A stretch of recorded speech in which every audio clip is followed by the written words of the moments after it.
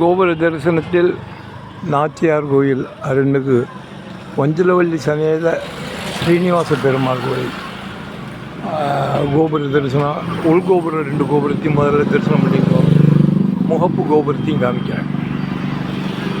பெருமாளே சரணம், தாயாரே சரணம் சரணம் சரணம். இந்த கோபுர தரிசனத்தோட திருக்குளத்தை தரிசனம் பண்ணி அவ்வளோ இது இல்லை. ஏன்னா இதில் ஜலமே இருக்காது, தண்ணியே கிடையாது. தண்ணி இல்லாத திருக்குளம் இது. அறநிலை கண்ட்ரோல் துறையில் கீழ் தான் இது செயல்பட்டுருக்கு.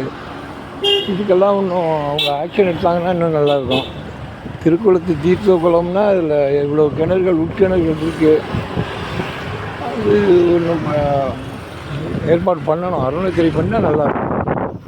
கோபுர தரிசனம், கோடி புண்ணியம், பாவ விமோசனம். சீனிவாச பெருமாளோட திருச்சேரை, நாச்சியார் கோயில், சீனிவாச பெருமாளோட கோபுர தரிசனம், முகப்பு கோபுரம். இங்கே அருள்மிகு சீனிவாச பெருமாள் கோயிலில் கல்கருட பகவான் இருக்கார். ரொம்ப அற்புத சக்தி வாய்ந்தவர்.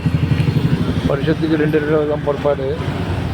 முதல்ல தூக்கும்போது 4 பேர், 8 பேர், 16 பேர், 32 பேர், 64, அப்புறம் 128ன்னு கணக்கு சொல்லுவாள். அவ்வளோ பேர் வருவாள். சீனிவாச பெருமாளே சரணம் சரணம் சரணம் சரணம். சீனிவாச பெருமாளே சரணம் சரணம். சீனிவாசா சரணம்.